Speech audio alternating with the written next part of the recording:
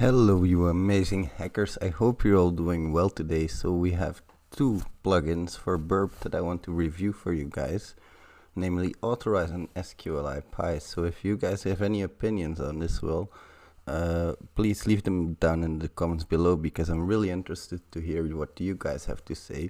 So for reviewing something, I've come up with 4 categories that I want to go through with you guys. The first one is requirements. We're going to start with Authorize. So for Authorize, there aren't a whole lot of requirements. You just have to make sure that your session is being handled in the headers. So as you can see here, you have to write your headers in here, and these are the headers of your victim that you want to put in here. I have a video about this, so I'm going to link that one in the description as well. But what you have to know for now is that you can put your headers in here. So that's the requirement, is that your sessions are handled in your headers. The functionality is that it's going to repeat your requests that you make with both the header that you put in here and an authenticated header. If you have unauthenticated header, that is, if you have this checkbox checked, and if you have it unchecked, it's only going to do it with the headers that you provided. Now you can also save your headers, as you can see in here, so that's some functionality that we're moving to now. We are also able to have a request response viewer. This is really cool. Check out my authorized video if you guys want to know how to use this specifically. Now we also have, when we go back, we can filter out specific results. So we'll go back to the configuration tab. And here we can see, excuse me guys, here we can see that the type that we can filter on is, so what we want to do here is, for example, we can say that the body has to contain a certain content, a certain text, your headers have to contain some certain texts. This is for your enforcement detector, so this is for the specific person that you fill your cookies in here. And you can also do the same for unauthenticated requests, of course. You have some interception filters, which I use a lot. For example, I only want items that are in scope, so I always add this specific one.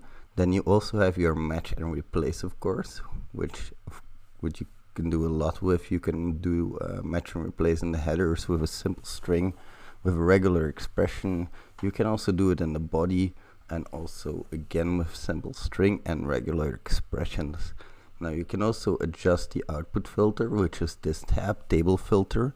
In here you can just, for example, I don't want to see the modified bypass is enforced and enforced.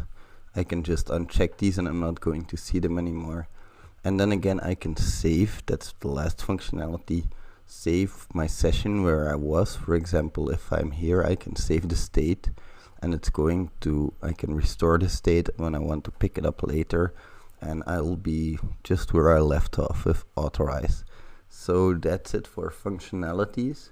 Pretty cool, a lot of functionalities in here. When we have everything set up, we can start Authorize. Now, how good is it? For me, it's really good. You'll need to set up some filters, because you're going to find some things in here. For example, what I usually do is I filter out anything that's a heartbeat, for example, or a dashboard, or any functionality that can be executed unauthorized. I don't want in here, because I'm testing for unauthorized functionality, and if I'm supposed to be able to do that, I don't want authorized to start detecting false positives. So that's why I always exclude those. Now for me, it's also really good, because you really speed up your IDAR looking massively, your broken access controls, that kind of stuff. You can really speed it up massively with Authorize. So for me, it's really interesting, and it's very user friendly. Not a lot of configuration is required, and you can start using it out of the box. That's really, for me, a big plus, because as you'll see, the next one requires some extras.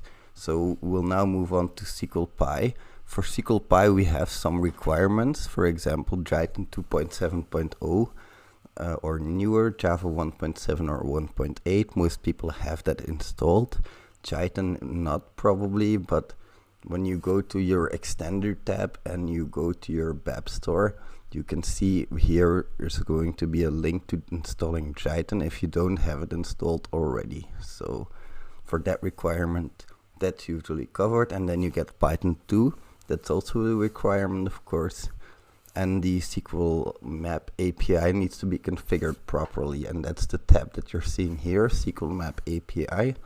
As you can see, you need to tell it where Python is, and you need to tell it where your SQL map API is, so that's really important.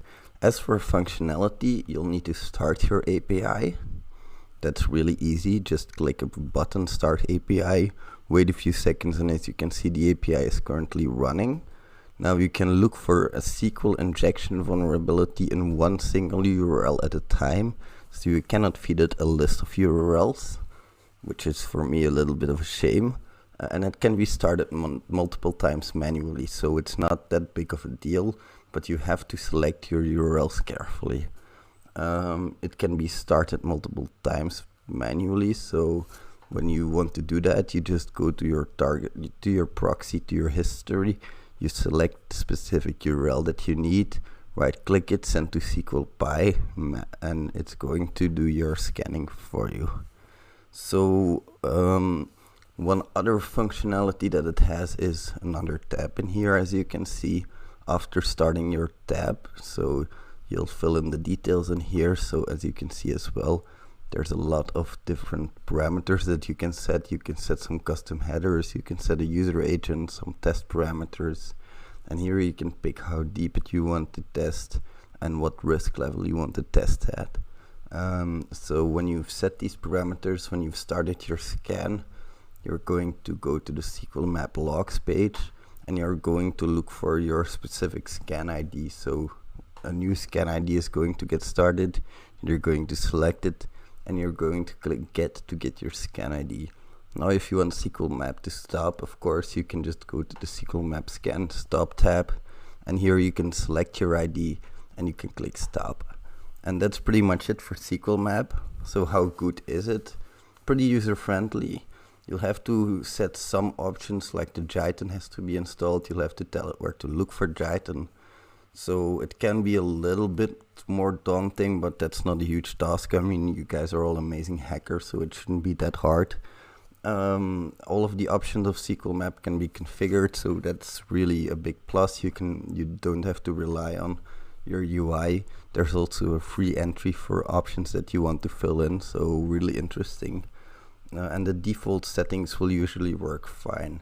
So it's pretty beginner friendly. Again, you'll have to set up some options, but it's not that hard.